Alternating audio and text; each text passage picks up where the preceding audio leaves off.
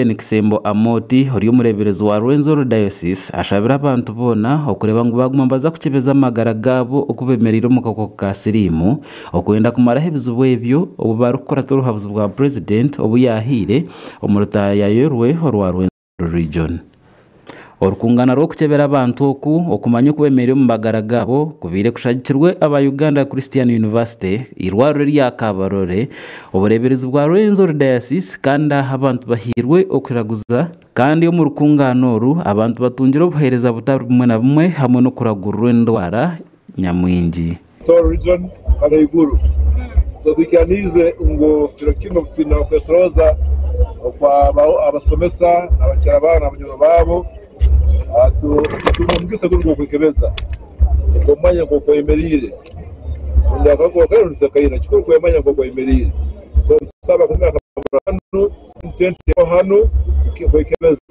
amukole kulemera yawe pesa kwekebeza aho umureberezi Bishop Kisembo nuwabiru kubanza kukebeza akakoko ka sirimu negendero cyo koreka abandi bantu kandi no kubahereza amani okwenda kumukuratira umuringo ngo gumwe Bishop Kisembo agizire ngo kukebeza amagara borkeire kweza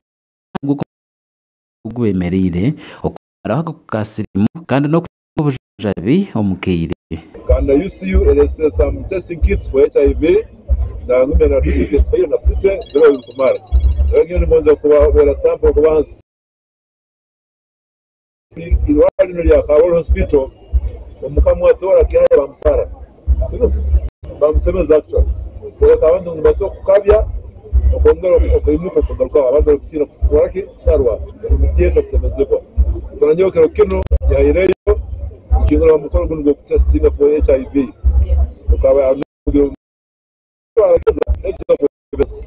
Dr. Nsubuga Mushin ori executive director wa Save Mothers aha Uganda Christian University agizire ngo igenderwa cyabo no kureba ngo bamaraho okujanjara kwa kasirimu mu mwaka wa 2023 kandi yayongere yagira ngo iki ntiza kucyubwa nyuma y'abatakabono kwatansiza hamwe bakagumba tunga bujanjabi kandi no kwekebeza. We are here today in Fort Portal, Rwenzori Diocese, and we have just launched a health camp where all lay leaders coming from the various areas in Rwenzori Diocese have gathered, and one of the activities is that they are going to have HIV testing.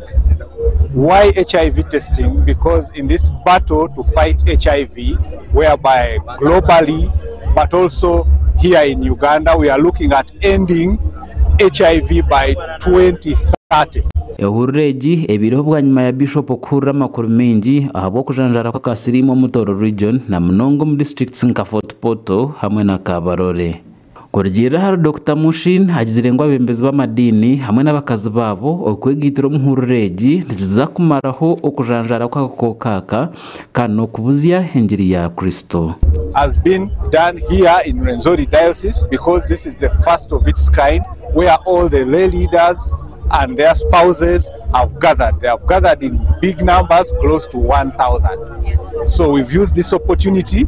to say that even the church leaders can take part in the battle to fight HIV. Reverend Sarah Kacho ayongere yagira ngo kumanya amagara gabukire kare kandi no kutunga embazi ntiza kuyamba kumara ko kasirimu mu mwaka 2023 gutakakire. Kiro cya hati twine conference yabasomesa n'abakazi babo kandi ebere conference yo kubanza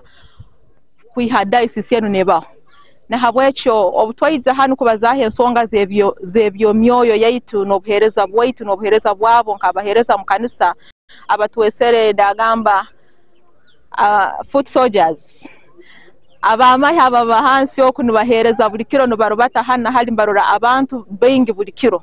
kandi conference yenu turumu abantu abakwikankara 10 obo arokora nke cyo kureberaho kandi ayibembire huriyona Bishop Kisembo ayorekiriro kugira ngo ebyo buhangwa kano kwatanaso mu magara nabuza kumaraho okutina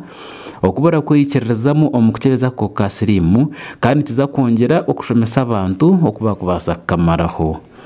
Gasha kwa Justin Nyakaisiki, Habwatali West.